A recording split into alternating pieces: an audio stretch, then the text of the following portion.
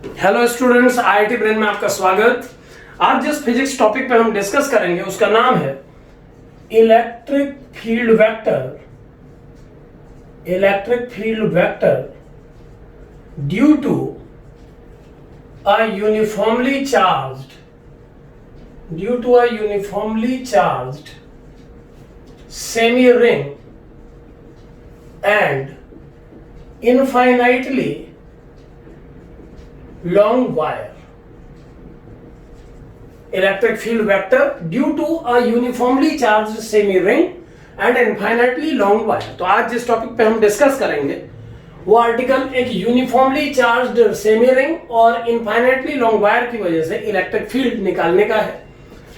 तो मान लीजिए ये एक सेमी रिंग है और हमको इस सेमी रिंग की वजह से इस सेमी रिंग के सेंटर, यानी कि अगर ये कंप्लीट रिंग होती तो इसका सिमेट्री सेंटर होता, उस पॉइंट पर इस सेमी रिंग के कारण हमें इलेक्ट्रिक फील्ड कैलकुलेट करना है। और चूंकि यहां पर हमने सेमी रिंग के साथ इनफाइनाइटली लॉन्ग स्ट्रेट वायर को भी कवर करना है, तो मान लीजिए इस रिंग के टेंजेंशियल एक इनफाइनाइट वायर प्लेस किया गया है। यह वायर इस रिंग के एक पॉइंट पर टेंजेंट का रोल प्ले कर रहा है। तो इस वायर जिसमें यूनिफॉर्म चार्ज डिस्ट्रीब्यूटेड है और इस सेमी रिंग में भी चार्ज यूनिफॉर्मली डिस्ट्रीब्यूटेड है। मान लेते हैं इस रिंग की चार्ज डेंसिटी लैम्डा यूनिट पर मीटर है, यानी लैम्डा इसकी चार्ज डेंसिटी है, लीनियर चार्ज डेंसिटी, और इस इनफाइनाइट वायर की चार्ज डेंसिटी भी लैम्डा है। अब हमें यहां कंपेयर करना है कि एक वायर के इलेक्ट्रिक फील्ड में और एक रिंग के इलेक्ट्रिक फील्ड में क्या सिमिलैरिटी है। यही वजह है कि इस टॉपिक में हमने इनफाइनाइट लॉन्ग वायर और एक सेमी रिंग को एक साथ आपके सामने रखा। दोनों को एक साथ रखने के पीछे क्या वजह है उस पर हम डिस्कस करेंगे। सो मान लीजिए इस रिंग का जो सेंटर पॉइंट O है, वहां पर हमें इलेक्ट्रिक फील्ड कैलकुलेट करना है इन दोनों चार्ज्ड सिस्टम्स के कारण। तो सिमेट्री एक्सेस एक्स एक्सिस है इस पूरी प्रॉब्लम में। हम देख पा रहे हैं कि एक्स एक्सिस इस पूरे सिस्टम को दो पार्ट में ब्रेक कर रहा है, यानी सेमी इनफाइनाइट रिंग जो है वो सेमी रिंग जो है वो हाफ हाफ के दो सेगमेंट पे टूट जा रही है, यानी एक क्वाड्रेंट डाउन एक क्वाड्रेंट अप। और इसी प्रकार ये जो इनफाइनाइट वायर है इसके भी दो इक्वल पार्ट हो जा रहे हैं। सो इस सिमेट्री एक्सिस से थीटा एंगल पर हमने इस वायर में मान लीजिए एक छोटा सा एलिमेंट कंसिडर किया जिसका एंगल डी थीटा है। ये एंगल थीटा है और ये छोटा एंगल मान लीजिए डी थीटा है। यहां पर हम एंगल को थीटा डिफाइन कर रहे हैं। एक बार मैं थोड़ा क्लियर लिख दूं, ये एंगल थीटा है और ये स्मॉल एंगल यहां पर जो बन रहा है ये एंगल डी थीटा है। इस डी थीटा एंगल को कवर करने वाले इस आर्क का लेंथ होगा, इसकी रेडियस को अगर मैं आर मानूं तो ये लेंथ हो जाएगा आर डी थीटा। यहां पर आर इस सेमी रिंग का रेडियस है। और ठीक इसी छोटे से एलिमेंट के बैक में अगर मैं इन दोनों लाइंस को आगे को बढ़ाऊं तो वायर का एक पार्ट है जिसकी लेंथ आपको ये दिखाई दे रही है। इस वायर के एलिमेंट को हमने कैसे कंसीडर किया है एक बार फिर देखें कि हमने एक्स एक्सिस से थीटा एंगल पे एक छोटे से एंगल डी थीटा का एलिमेंट अपनी सेमी रिंग में कंसीडर किया है, और ठीक उन दोनों लाइनों को जो उस छोटे से आर्क को ओ पॉइंट से ज्वाइन करा रही है, जब उन लाइंस को आगे बढ़ाया गया रेडियल लाइंस को, तो वो लाइंस इस स्ट्रेट लाइन को जिन पॉइंट्स पे इंटरसेक्ट कर रही हैं उस छोटे से एलिमेंट की लेंथ को हमने इस वायर में सपोज DL कंसीडर किया। यानी वायर के लिए हमने इस जंक्शन से L डिस्टेंस पर एक छोटा सा एलिमेंट DL कंसीडर किया और इस सेमी रिंग में थीटा एंगल पे हमने डी थीटा एंगल का एक छोटा सा एलिमेंट कंसीडर किया। अब क्लियरली अगर इस एलिमेंट में चार्ज का मैग्नीट्यूड निकाला जाए इस सेमी रिंग के एलिमेंट में, तो उसका मैग्नीट्यूड आ जाएगा lambda R D theta, because lambda इसकी चार्ज डेंसिटी है। तो इस छोटे से एलिमेंट में टोटल चार्ज की अमाउंट आ जाएगी लैम्डा आर डी थीटा। और इस lambda R D theta charge के कारण इस पॉइंट O पर कितना इलेक्ट्रिक फील्ड डेवलप होगा वो कैलकुलेट किया जा सकता है। यहां पर ध्यान दें D theta infinitely small angle है।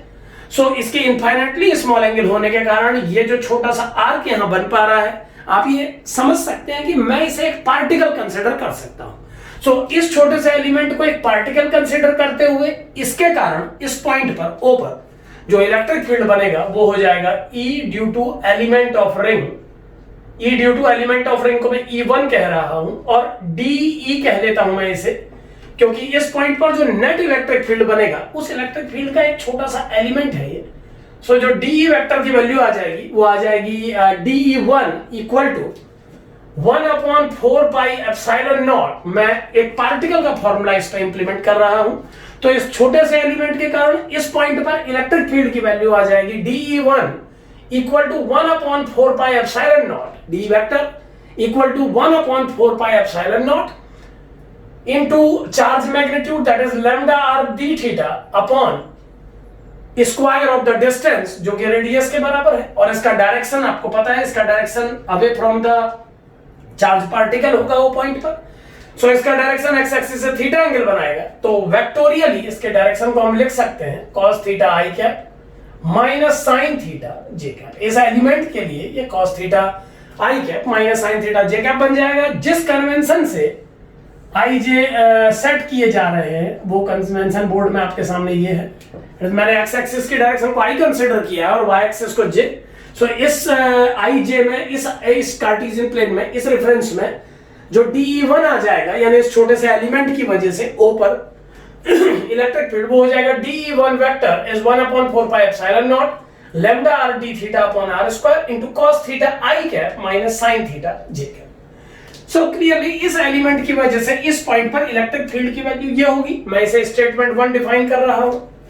अब ठीक इस एलिमेंट के पीछे वायर में जो एलिमेंट हमने कंसीडर किया है जिसका लेंथ dl है, अगर हम उसकी बात करें तो उस एलिमेंट की पहले मुझे O से डिस्टेंस कैलकुलेट करनी होगी इलेक्ट्रिक फील्ड निकालने से पहले। तो यहां ध्यान दें कि अगर ये रेडियस r है, अगर ये रेडियस r है इस पॉइंट O से इस आर्क तक, तो ये रेडियस भी r ही होगी, क्योंकि O पॉइंट से यहां तक इस रिंग का सरकमफ्रेंस आ रहा है।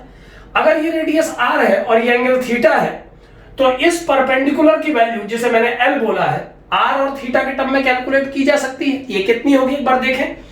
tan थीटा इस डायग्राम के अकॉर्डिंगली L बाय r हो जाएगा, तो इस L की वैल्यू आ जाएगी r tan थीटा, और L की वैल्यू r tan थीटा जानने के बाद डिफरेंशिएशन से हम dl पता कर सकते हैं। सो dl का वैल्यू आ जाएगा डिफरेंशिएट करने पर r sec square theta d theta.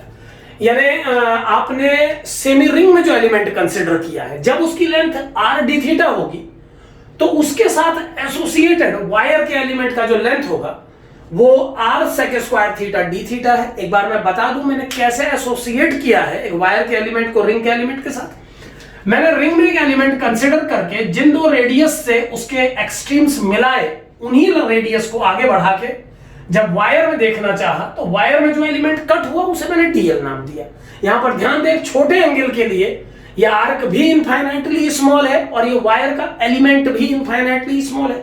सो L अगर r tan थीटा है तो डिफरेंशिएशन से dl की value r sec square theta d theta हो जाएगी। अब अगर इस dl एलिमेंट के कारण इस पॉइंट पर इलेक्ट्रिक फील्ड कैलकुलेट करना हो तो बस एक फाइनल मुझे इस डिस्टेंस की वैल्यू पता करनी है। तो इस ट्रायंगल में एक बार मैं cos थीटा अप्लाई करके इस डिस्टेंस को पहले निकाल लेता हूं। मैं पता लगाना चाहता हूं कि O पॉइंट से इस एलिमेंट dl का डिस्टेंस क्या है। सो अगर इस डिस्टेंस को मैं थोड़ी देर के लिए कैपिटल R नाम दूं तो इस ट्रायंगल में cos थीटा की वैल्यू आ जाएगी, यहां पर लिख लेते हैं, इस ट्रायंगल में cos थीटा की वैल्यू आ जाएगी small r by capital R। So R की वैल्यू r sec थीटा आ जाएगी। सो कैपिटल R की वैल्यू r sec थीटा आ जाएगी। अब कैपिटल R sec थीटा है और dl एलिमेंट की वैल्यू जो है वो r sec square theta d theta है। सो अगर इतनी लेंथ का ये एलिमेंट है तो इसमें चार्ज की जो अमाउंट आ जाएगी वो आ जाएगी लैम्डा dl, और dl की वैल्यू आप यहां से पुट कर सकते हैं इस इक्वेशन से। सो इस एलिमेंट dl के चार्ज के कारण O पर जो इलेक्ट्रिक फील्ड डेवलप होगा, अगर मैं उसे DE2 डिफाइन करूं तो इसका वैल्यू आ जाएगा 1/4 pi epsilon not amount of charge in that element lambda dl, जो कि r sec square theta d theta के बराबर है।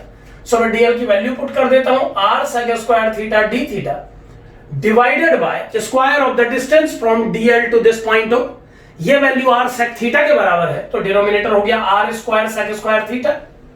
और एक बात बड़ी इंपॉर्टेंट आप यहां देख पा रहे हैं कि ये एलिमेंट ठीक इस आर्क के बैक में है, तो जिस डायरेक्शन में इलेक्ट्रिक फील्ड इस आर्क ने डेवलप किया वही डायरेक्शन इस dl के द्वारा भी डेवलप होगी तो उसी डायरेक्शन में इलेक्ट्रिक फील्ड ये एलिमेंट भी डेवलप करेगा। सो मैं इसकी डायरेक्शन को भी cos theta i cap minus sine theta J cap कह सकता हूं। सो ये दोनों इलेक्ट्रिक फील्ड आपके सामने है। अब अगर मैं इसको थोड़ा सा सॉल्व करूं तो आप देख पा रहे हैं कि dE2 की वैल्यू सॉल्व करने पर आ जाएगी 1/4 pi epsilon naught lambda d theta upon r cos theta i cap minus sine theta J cap. ये आपका सेकंड इक्वेशन होगा। अगर आप फर्स्ट इक्वेशन को देखें तो वहां पर भी एक r कैंसिल हो सकता है। तो r कैंसिल करने के बाद अगर आप ध्यान से देखते हैं तो dE1 की वैल्यू है 1/4 pi epsilon naught lambda d theta by r cos theta i cap minus sine theta J cap. और यही इतना ही विथ डायरेक्शन इतना ही इलेक्ट्रिक फील्ड वो एलिमेंट डेवलप कर रहा है जो ठीक उस आर्क के पीछे मैंने उस वायर पे कंसीडर किया है। सो उसका इलेक्ट्रिक फील्ड भी आप देख पा रहे हैं 1/4 pi epsilon naught lambda d theta by r into cos theta i cap minus sine theta j. So इस आर्टिकल से हमें ये पता लगता है, इस डिस्कशन से हमें ये पता लगता है कि एक इनफाइनाइटली लॉन्ग वायर और एक सेमी रिंग का performance element to element match करता है। एलिमेंट टू एलिमेंट मैच करता है कहने का मेरा मतलब यह है कि रिंग के किसी भी एलिमेंट के ठीक पीछे जो वायर का एलिमेंट है उसके द्वारा प्रोड्यूस्ड इलेक्ट्रिक फील्ड उतना ही होता है जितना इस रिंग के इस छोटे से एलिमेंट के कारण होता है। यानी इन दोनों आर्टिकल का फाइनल आउटकम सेम ही आएगा, क्योंकि जब मैं इस कंप्लीट रिंग का इलेक्ट्रिक फील्ड निकालने के लिए इसे इंटीग्रेट करूंगा और इस वायर की वजह से इलेक्ट्रिक फील्ड निकालने के लिए इस दूसरे स्टेटमेंट को इंटीग्रेट करूंगा, तो चूंकि ये दोनों सेम है तो एक ही रिजल्ट मिलेगा। सो आगे इसके आगे का सारा प्रोसेस हम एक कॉमन रिजल्ट के रूप में करेंगे, क्योंकि हम देख पा रहे हैं कि जितने रिजल्ट सेमी रिंग पे निकलेंगे उसी के जैसे रिजल्ट इनफाइनाइटली लॉन्ग वायर पे निकलेंगे। केवल हमें डिस्कस करना होगा कि इसका कौन सा पार्ट इसके कौन से पार्ट को कवर कर रहा है। तो आइए देखते हैं इस DE1 या DE2 में से किसी भी एक को इंटीग्रेट करके फाइनल रिजल्ट क्या आता है। फाइनल रिजल्ट निकालने के लिए और उसे जनरलाइज्ड फॉर्म में पता लगाने के लिए हम मान लेते हैं कि ये सेमी रिंग नहीं है, एक ऐसा रिंग है जिसके दोनों एक्सट्रीम मान लेते हैं ये रिंग इतना ही है, इतना पार्ट ही बस रिंग का हम ले रहे हैं।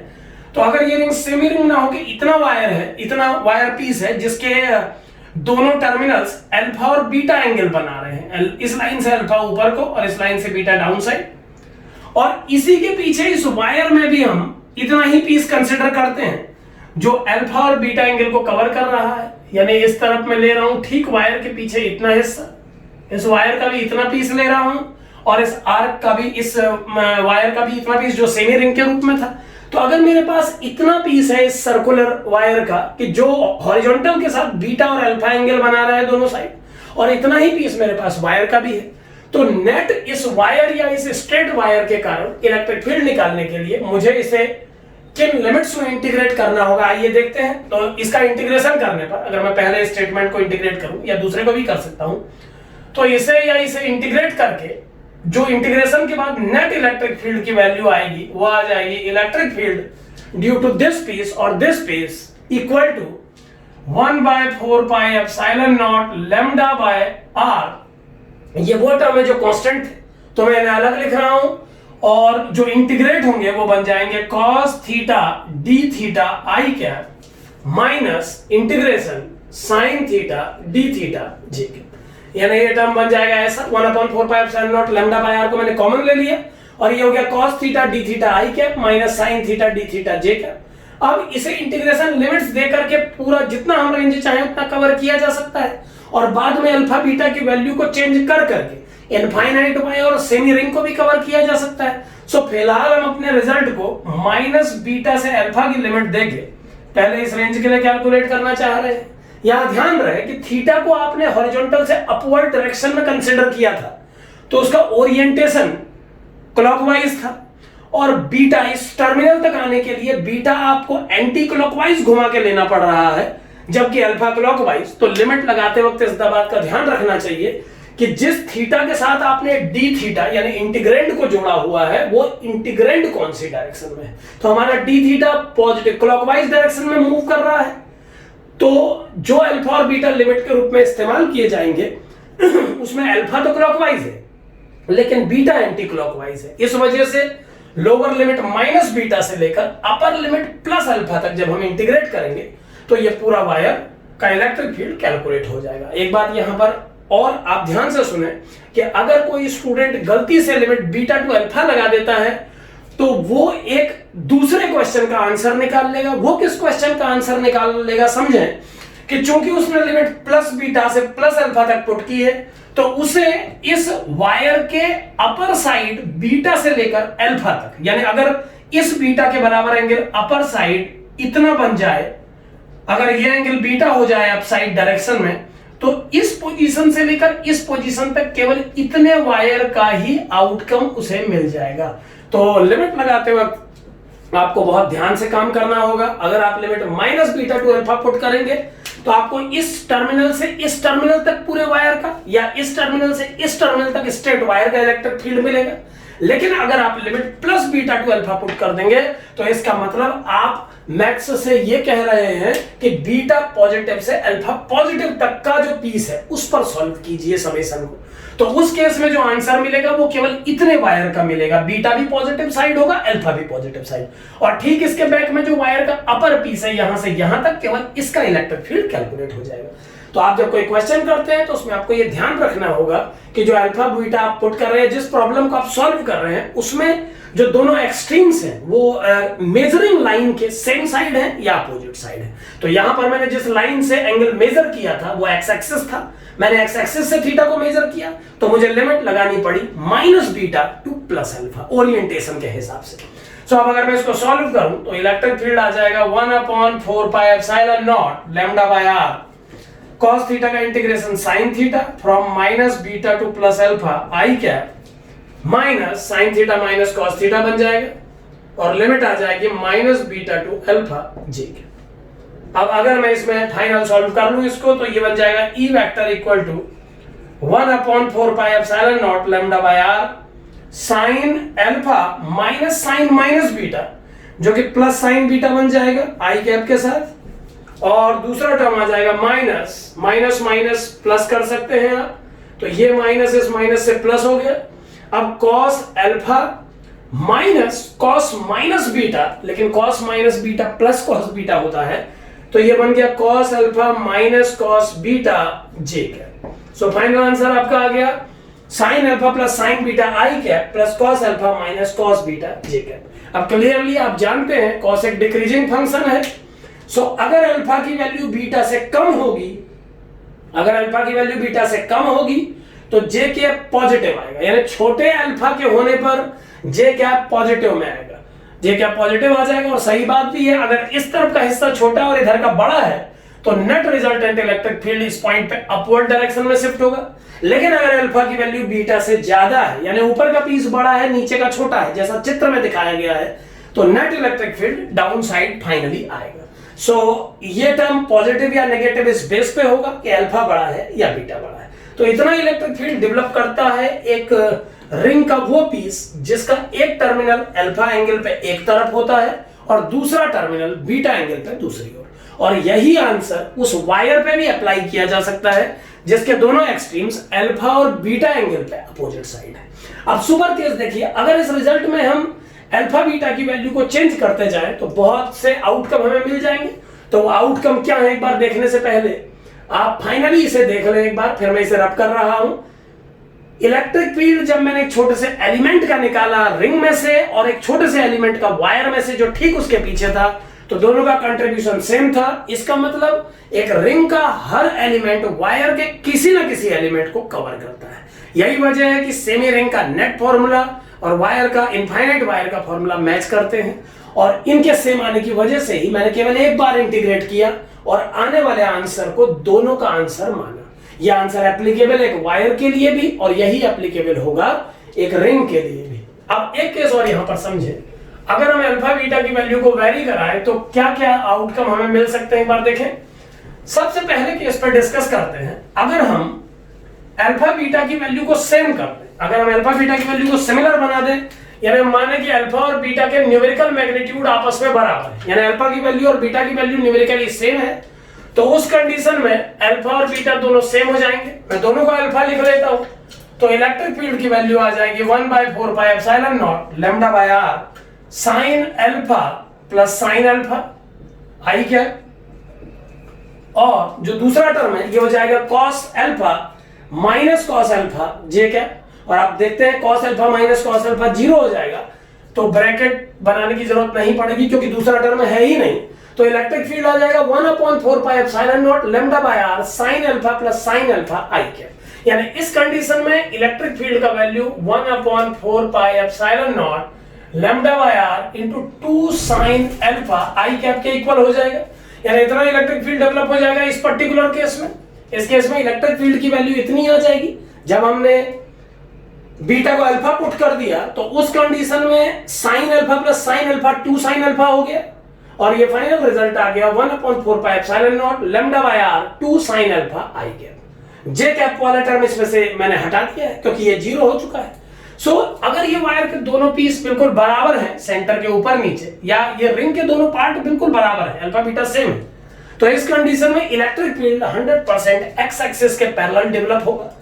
वाई एक्सिस वाले कंपोनेंट नल एंड कैंसिल हो जाएंगे, दोनों आपस में कैंसिल हो जाएंगे और net electric field x axis के अलोंग बन जाएगा। कुछ बातें और समझें कि अगर ये वायर सेमी इनफाइनाइट हो, सेमी इनफाइनाइट का मतलब है अगर ये वायर का एक टर्मिनल यहां पर होता और दूसरा टर्मिनल इंफिनिटी पे होता, या इस सेमी रिंग की अगर बात करें तो ये केवल एक क्वाड्रेंट अगर होता, केवल यानी एक टर्मिनल होता इस रिंग का यहां पर और दूसरा टर्मिनल होता ठीक ऐसी जगह पे कि हम अल्फा को 90 डिग्री बोल पाते, तो उस पर्टिकुलर केस में सेमी इनफाइनाइट वायर या सेमी रिंग का भी सेमी कहिए, इसको क्वाड्रेंट कहिए, अब केवल एक क्वार्टर बचा है बस ये। तो अगर रिंग का केवल एक क्वार्टर अवेलेबल है या सेमी इनफाइनाइट वायर अवेलेबल हो जिसका एक टर्मिनल इस पॉइंट क्यू पर हो और दूसरा इंफिनिटी पे, तो इस केस को सॉल्व करने के लिए हमें अल्फा की वैल्यू 90 और बीटा को 0 पुट करना होगा। तो क्या आंसर आ जाएगा एक बार देख लीजिए। उस केस में इलेक्ट्रिक फील्ड आ जाएगा 1/4 pi epsilon naught lambda by are sin alpha, sin 90 बन जाएगा, इट इज 1, और sin बीटा 0 बन जाएगा, so it is 1 I cap लिख देता हूं सीधे। और जो दूसरा टर्म है ये बन जाएगा 1/4 pi epsilon naught lambda by R, ये तो दोनों का कॉमन टर्म है, और ये बन जाएगा cos 90 0 एंड cos 0 1। सो ये माइनस जे कैप बन जाएगा इस पर्टिकुलर केस में। यानी तब इलेक्ट्रिक फील्ड का जो आंसर आ जाएगा वो आ जाएगा 1/4 pi epsilon naught lambda by are i cap minus J cap. अगर हम इसको और डिटेल में क्लैरिटी के साथ लिखें तो ये बन जाएगा 1/4 pi epsilon naught lambda by are i cap minus 1/4 pi epsilon naught lambda by are j cap. अब ध्यान दें, अगर यहां पर 1/4 पाई एप्सिलॉन नॉट को हम के पुट कर लें इस पर्टिकुलर प्रॉब्लम के लिए, तो जो इलेक्ट्रिक फील्ड का जनरल आंसर आया था अल्फा बीटा को सेम करने पर वो आ जाएगा k lambda by are into 2 sin alpha, k lambda by are into 2 sin alpha i cap. ये तब का आंसर है जब हम अल्फा और बीटा को सेम कर ले, यानी दोनों तरफ का पीस बिल्कुल बराबर हो सेंटर लाइन के एक्स एक्सिस के। और अगर मान लीजिए वायर चाहे रिंग हो या इनफाइनाइट वायर हो, अगर उसका एक टर्मिनल क्यू पर हो यहां सेंटर पॉइंट पर और दूसरा टर्मिनल इंफिनिटी पे हो वायर का, और सेमी रिंग का दूसरा टर्मिनल 90 डिग्री वाली पोजीशन पे हो, तो उस कंडीशन में इलेक्ट्रिक फील्ड की वैल्यू आ जाएगी 1/4 pi epsilon naught lambda by are i cap minus 1/4 pi epsilon naught lambda by are j cap. अब इसे के पुट करने पर ये आंसर बन जाएगा k lambda by are i cap minus k lambda by are j cap. यानी कि आई डायरेक्शन में k lambda by r electric field develop होगा और जे माइनस डायरेक्शन में भी k lambda by r magnitude का इलेक्ट्रिक फील्ड डेवलप होगा। ये कब का केस है? जब ये वायर सेमी इनफाइनाइट हो और ये रिंग का केवल एक क्वार्टर यूज किया जा रहा हो। तीसरा इंपॉर्टेंट केस देखें कि अगर आप सेमी रिंग के लिए कैलकुलेट करना चाहें, अगर आप इस रिजल्ट को सेमी रिंग के लिए कैलकुलेट करें या कंप्लीट इनफाइनाइट वायर के लिए यूज करें, कंप्लीट इनफाइनाइट वायर के लिए यूज करें या सेमी रिंग के लिए यूज करें, तो उस कंडीशन में आप अल्फा और बीटा को सेम पुट करेंगे कंफर्मली, क्योंकि अपसाइड और डाउनसाइड सेम सिचुएशन है। तो इसे यूज करने के बजाय हम इसी फॉर्मूले को यूज कर लेते हैं। बस हमें करना यह होगा कि इस अल्फा की जगह 90 पुट करना होगा। तो कंप्लीट इनफाइनाइट वायर के लिए इलेक्ट्रिक फील्ड की वैल्यू आ जाएगी के लैम्डा sin अल्फा sin 90 1 बन जाएगा 2 के lambda by are i cap. तो ये सारे रिजल्ट जो हैं इनको याद रखिए। नंबर 1, अगर वायर इनफाइनाइट लेंथ का है बोथ साइड और ये सेमी रिंग है, सेमी रिंग का मतलब है अल्फा की वैल्यू भी 90 और बीटा की वैल्यू भी 90 है, तो उस कंडीशन में ओ पॉइंट पर इलेक्ट्रिक फील्ड की value 2k lambda by R होगी, डायरेक्शन एक्स एक्सिस के अलोंग होगा। दूसरा केस, अगर ये वायर सेमी इनफाइनाइट है, यानी एक टर्मिनल बिल्कुल सामने और दूसरा टर्मिनल इंफिनिटी पे, या ये रिंग का केवल एक क्वार्टर है, एक टर्मिनल यहां पे, दूसरा 90 डिग्री वैल्यू देने के लिए अल्फा की वैल्यू 90 हो जाए ऐसी जगह पे, तो उस कंडीशन में इलेक्ट्रिक फील्ड की वैल्यू आएगी k lambda by are i cap minus k lambda by are j cap. यानी कैसा होगा समझिए, k lambda by R cap minus k lambda by are i cap minus k lambda by are j cap. इस बात का अर्थ ये है कि जो सेमी इनफाइनाइट वायर होगा वो किस तरीके की पिक्चर देगा, एक बार देखें। जैसे मान लें ये सेमी इनफाइनाइट वायर है, इसका एक टर्मिनल इंफिनिटी पे है और दूसरा टर्मिनल किसी पॉइंट Q पर, तो ठीक इसके सामने O पॉइंट पर R डिस्टेंस की जगह पे जो इलेक्ट्रिक फील्ड ये वायर डेवलप करेगा, जिसकी चार्ज डेंसिटी लैम्डा है, उसका एक कंपोनेंट I एक्सिस के अलोंग होगा जिसका magnitude k lambda by r होगा, और एक कंपोनेंट माइनस j के अलोंग होगा जो k लैम्डा बाय r होगा। तो कई क्वेश्चंस को करने के लिए आप इसे एक रिजल्ट के रूप में याद कर सकते हैं कि वायर अगर सेमी इनफाइनाइट है तो बनने वाले इलेक्ट्रिक फील्ड के दो कंपोनेंट और दोनों सेम होते हैं। ये दोनों कंपोनेंट बिल्कुल सिमिलर आए, k lambda by r I cap, k lambda by r J cap. यहां पर अगर कोई नेट इलेक्ट्रिक फील्ड मांगेगा इस सेमी इनफाइनाइट वायर के कारण होता है, तो ध्यान रखिए आपको इसका मॉड निकालना होगा।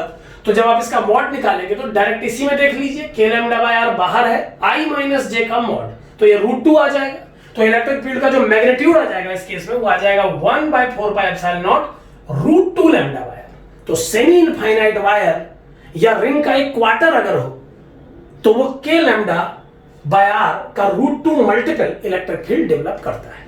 सो ये दूसरा केस हो गया। तीसरा केस, अगर अल्फा बीटा बराबर है लेकिन 90 नहीं है, अगर अल्फा बीटा की वैल्यू बराबर है लेकिन वो 90 नहीं है, तो उस अदर केस में आपका आंसर आएगा 1/4πε0 lambda by r 2 sin alpha i cap, या 2k लैम्डा बाय r का sin alpha multiple i cap के साथ। इसके अलावा भी कई केस और हो सकते हैं, जैसे इनफाइनाइट वायर ऐसा हो कि जिसका डाउन साइड ये बीटा की जगह एंगल हो 15 डिग्री और दूसरा टर्मिनल हो इंफिनिटी, तो आप अल्फा की जगह इंफिनिटी के लिए 90 लगाइए और बीटा की जगह आप 15 डिग्री लगा लीजिए।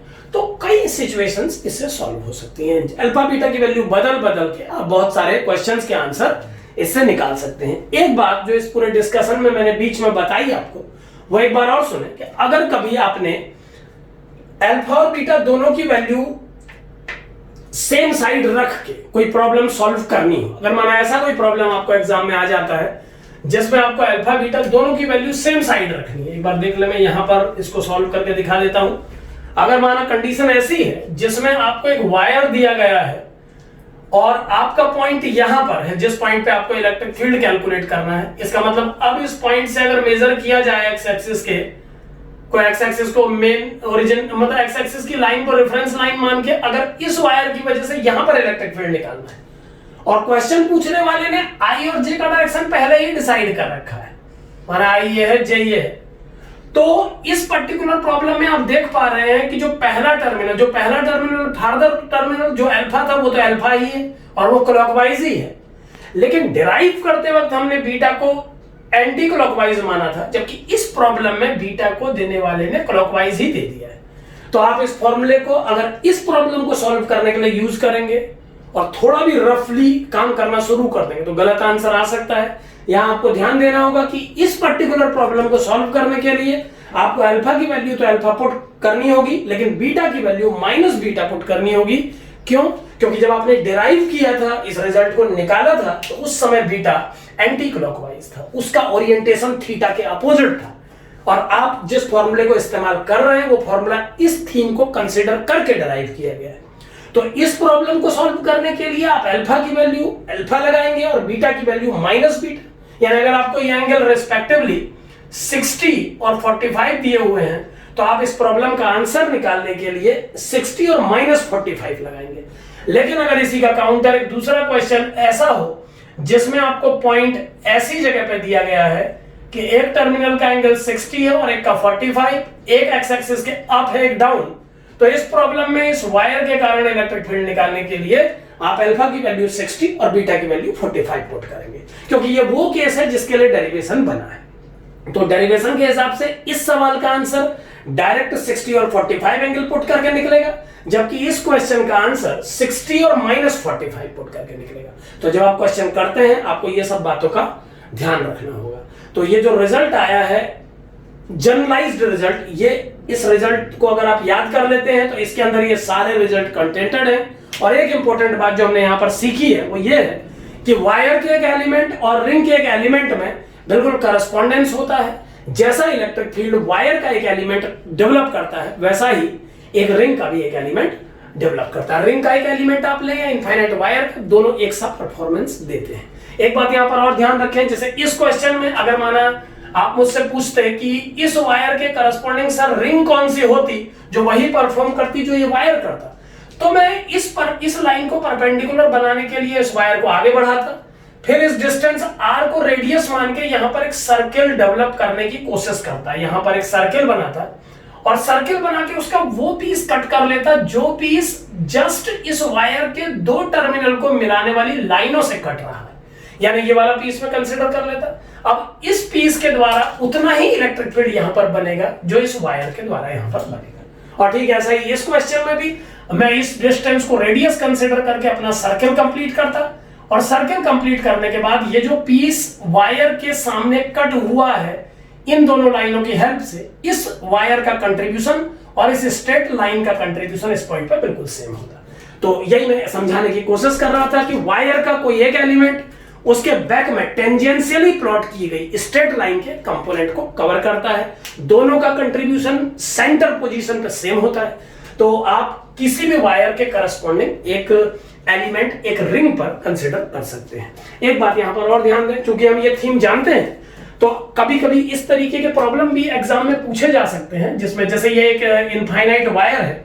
अब इस इनफाइनाइट वायर को ऐसा ना देके कुछ इस तरीके से अगर एग्जाम में दे दिया जाए, मान लेते हैं कंडीशन ऐसी दे देता है एग्जामिनर जिसमें वो एक सर्किल बनाता है और इसके बैक में एक स्ट्रेट वायर मैंने यहां पर टेंजेंशियली लाइन प्लॉट की। अब ये सेंटर पॉइंट O पर इलेक्ट्रिक फील्ड पूछा जाता है और इलेक्ट्रिक फील्ड की वैल्यू जिस पार्ट ऑफ वायर्स की वजह से पूछा जा रहा है उसको पहले मैं क्रिएट कर लेता हूं।